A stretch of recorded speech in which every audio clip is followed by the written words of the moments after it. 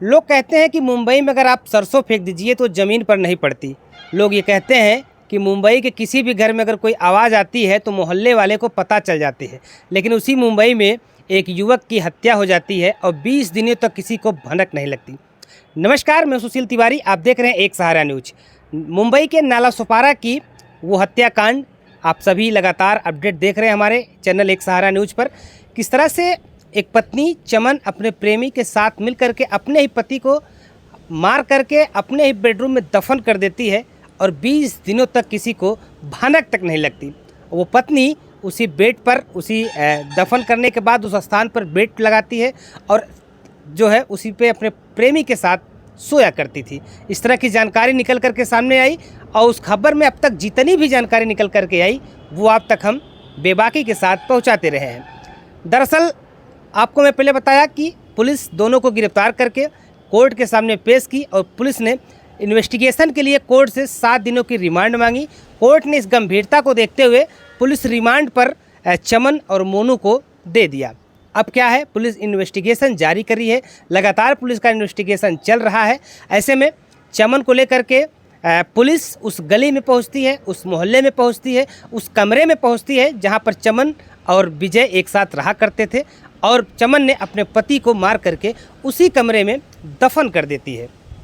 Police के investigation में जो चीज़ें निकल करके आई हैं वो सभी को हिला करके रख दे रही हैं। माना ये जा रहा है कि पुलिस ने जो चमन का मोबाइल लिया है उसे पता चला है कि चमन जो है पिछले 1 महीनों से लगातार क्राइम पेट्रोल का सीरियल जो है वो देख रही थी।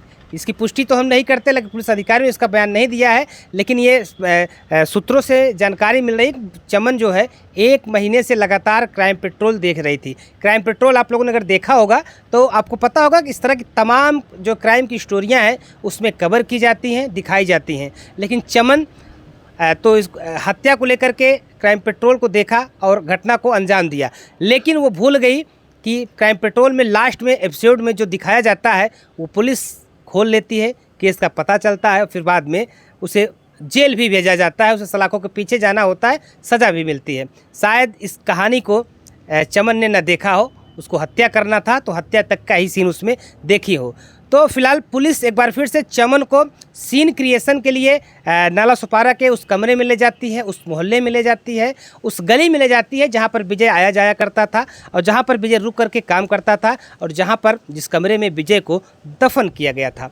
क्योंकि पुलिस इन्वेस्टिगेशन में अभी ये राज खुलना बाकी है, आखिर हत्या क्यों की गई, आखिर हत्या की योजना मोनू ने बनाया या फिर चमन ने बनाई, या फिर एक नाम जो निकल कर तेज़ी के साथ सामने आ रहा है सर्वेश गिरी का, जो कि बताया जा रहा है कि फ़रार है, या फिर सर्वेश गिरी का कोई हाथ है। क्योंकि मोनू के माँ का हमने एक इंटरव्यू देखा था, उसमें वो कह रही थी सर्वेश गिरी ने उसे बुलाया कि जो है चमन को स्टेशन छोड़ना है और चमन और सर्वेश गिरी और मोनू वहाँ पे स्टेशन पहुँचते हैं। उसके बाद मोनू जो है चमन के साथ जो है पुणे निकल जाता है। फिलहाल एक तस्वीर ये जो सामने निकल करके आई है, जब चमन को लेकर के उस गली में पुलिस पहुंचती है इन्वेस्टिगेशन के लिए, उस समय का माहौल क्या था आप देख रहे हैं। पुलिस है, एक महिला पुलिस भी है, कांस्टेबल लगातार उस गली में चलते हुए आपको दिखाई दे रहे हैं, उस घर में जाते हुए दिखाई दे रहे हैं और पुलिस इनको ले जा करके वहाँ पे क्या क्या बरामद करती है अब इस पर भी एक थोड़ा नज़र हम डालेंगे। लेकिन उसके पहले आप देखिए, जैसे ही मोहल्ले में चमन को लेकर के पुलिस पहुंचती है, मोहल्ले वालों का रिएक्शन क्या होता है। कुछ लोग इसे हत्यारन बुलाते हैं, कुछ लोग ये कहते हैं कि यही है वो चमन जिसने अपने पति को मार करके यहाँ दफन कर दिया, यही है वो चमन जो इस मोहल्ले को गंदा कर दिया, यही है वो चमन जिसने इस पूरे मोहल्ले के औरतों पर एक असर छोड़ दिया है। पति के अंदर डर पैदा हो गया है कहीं उसकी भी बीवी जो चमन के आसपास रहा करती थी, उसकी भी बीवियां इस तरह की कदम न उठा ले। तो मोहल्ले में एक तरह से जो आक्रोश भी देखने को मिला, लोग हूटिंग कर रहे थे, लोग उसको हत्यारन बोल रहे थे, लोग तरह तरह के लेकर के उसको आक्रोशित थे। शायद अगर पुलिस कस्टडी मजबूत न होती तो शायद यह था कि मोहल्ले के लोग उसे पकड़ के वहाँ पे कोई घटना का अंजाम भी दे सकते थे, लोग इतना क्रोधित थे। लेकिन पुलिस उसके बाद भी उसको उसके कमरे तक ले जाती है, लोगों को समझाकर पुलिस वहाँ से हटाती हुई भी दिखाई देती है। अब आपको पता होगा कि कमरे में जाने के बाद पुलिस क्या करती है। पुलिस कमरे में लेके जाती है, उस कमरे को ताला खुलवाती है जो पुलिस ने सील करके रखा था। वहाँ से विजय की मोबाइल को रिकवर किया जाता है, वहाँ पे इस्तेमाल किया गया फावड़ा रिकवर किया जाता है और वहाँ पे मिट्टी निकालने के लिए जो यहाँ पे तसला बोला जाता है मुंबई में कुछ और बोला जाता है, उस तसले को पुलिस वहाँ पर रिकवर करती है। यानी कि सब चीज़ें रिकवर कर ली गई हैं। पुलिस इन्वेस्टिगेशन धीरे धीरे जैसे आगे बढ़ेगी उस तरह से मामला स्पष्ट तौर पे खुलता चला जाएगा। फिलहाल एक जो अहम जानकारी है, पुलिस जो है मोनू से अलग और चमन से अलग पूछताछ कर रही है। दोनों को अलग अलग बयान हो रहे हैं, दोनों के बयान को पुलिस मिलाने का प्रयास करेगी। हो सकता है मोनू को और चमन को एक साथ वहाँ पे भी लाया जाए, किस तरह से घटना को अंजाम दिया गया था, इसकी भी जानकारी पुलिस इकट्ठा करने के लिए लगी हुई है। फिलहाल ये जो जानकारी निकल करके अब तक सामने आई थी, पुलिस बड़े ही मजबूती के साथ इस पर काम कर रही है। सर्वेश गिरी जो है पुलिस कस्टडी में नहीं है, वो फरार बताया जा रहा है, उस पर भी पुलिस नज़र बनाई हुई है। फिलहाल मोहल्ले में एक तरह से देखा जाए भय का माहौल बना हुआ है। अपने जब चमन के साथ साथ जो महिलाएं उसकी दोस्त थीं या उसके साथ जिसका उठना बैठना था, उनके पति बड़े सतर्क हो गए हैं। वो अपने पत्नी को समझाने का प्रयास करते हैं। चमन से उसके कैसे रिश्ते थे, चमन उससे क्या बातचीत करती थी, लोग समझबूझ करके अपने पारिवारिक माहौल को ढालने का प्रयास भी कर रहे हैं। फिलहाल ये जो घटना है ये बेहद ही भयावह घटना थी, बेहद ही गंभीर घटना थी, लोगों को डरा देने वाली घटना थी। आपने देखा होगा कि किस तरह से सोनम और वो नीले ड्रम का जो सबसे ज़्यादा फेमस हुआ था, यहाँ तक कि नीले ड्रम का व्यापार जो है वो बंद पड़ गया था, तरह से नीला ड्रम कोई खरीद नहीं रहा था। तो इस तरह की घटनाएं लगातार निकल करके सामने आई और मीडिया में अच्छी खासी उसकी कवरेज भी की गई। ठीक उसी तरह से ये भी घटना है। पति की मौत के बाद पत्नी उसको जो है एक दिन बेड पर रखती है। बेटा जब स्कूल चला जाता है तो पति को गड्ढा खुदवा करके 4 फीट उसी में दफन कर देती है ये चमन देवी। चमन देवी के पिता ने कहा कि मैं उसका त्याग करता हूँ, वो बेटी नहीं बल्कि आरोपी है, हत्यारिन है, मैं उसको कभी भी स्वीकार नहीं करूँगा। अपनी बेटी भी कहने में मुझे शर्म आ रही है।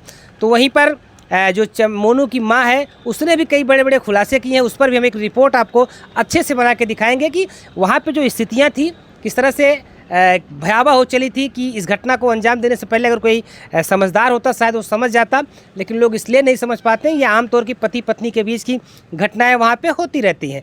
तो मोनू की माँ ने जो कुछ खुलासा किया उसका हमने पूरा रिपोर्ट तैयार किया है, वो रिपोर्ट मैं आपको दिखाऊंगा। वो रिपोर्ट आपको देखना चाहिए और समझना चाहिए कि ये स्थितियाँ अचानक से नहीं बनी कि मोनू जो है विजय रात में आया, उसकी पत्नी और मोनू ने मिलकर के हत्या कर दी। जाहिर सी बात है कि इसके पहले तमाम वो विवाद हुए होंगे जो ये मामला हत्या तक पहुँचा है। फिलहाल पुलिस इन्वेस्टिगेशन की ये जो रिपोर्ट थी वो मैं आप तक पहुंचा रहा हूं। आप इसको समझिए कि पुलिस बड़े गहराई से इस पर जांच कर रही है। ये मुद्दा कोई छोटा नहीं, ये बड़ा मुद्दा है।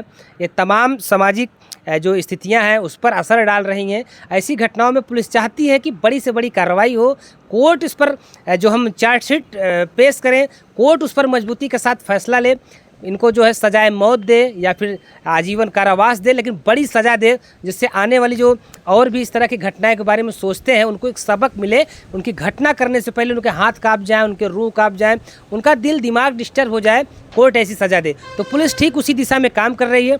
चार्जशीट को मजबूती के साथ बनाकर कोर्ट में पेश करने का प्रयास कर रही है। वहीं पर जो मोनू की माँ है उसका भी इंटरव्यू दिखाएंगे, किस तरह से उसने कहा है कि विवाद वहाँ पर होता रहता था और सर्वेश गिरी का इसमें हाथ वो बता रही है।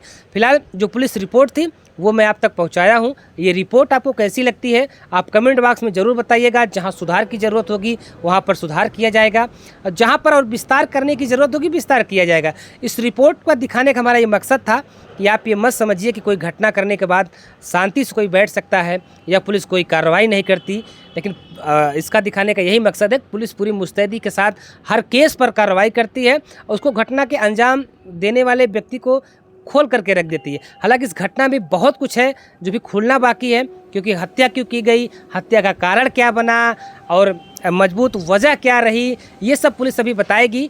फिलहाल अभी 7 दिनों का जो रिमांड है उसमें से कुछ दिन बीते हैं, अभी कुछ दिन और बाकी हैं। पुलिस 7 दिनों के अंदर मुझे पूरा विश्वास है इस पूरे प्रकरण को खोल करके रख देगी। फिलहाल विजय का जो परिवार है वो काफ़ी जो है रो करके परेशान है और वहीं पे जो चमन का परिवार है जो जौनपुर के में रहते हैं वो लोग भी पूरी तरह से परेशान हैं। पिता उनके कहीं समाज में निकल करके अपने चेहरा नहीं दिखा रहे हैं। तो फिलहाल ये रिपोर्ट आपको कैसी लगती है आप लोग कमेंट बॉक्स में ज़रूर बताइएगा, क्योंकि आप कमेंट करते हैं, लाइक करते हैं तो मेरा भी हौसला बढ़ता है। मेरे हौसले का बढ़ाना आपकी कहीं ना कहीं जिम्मेदारी है और मैं ऐसी स्टोरियाँ आपके साथ लेकर के आता रहूँ।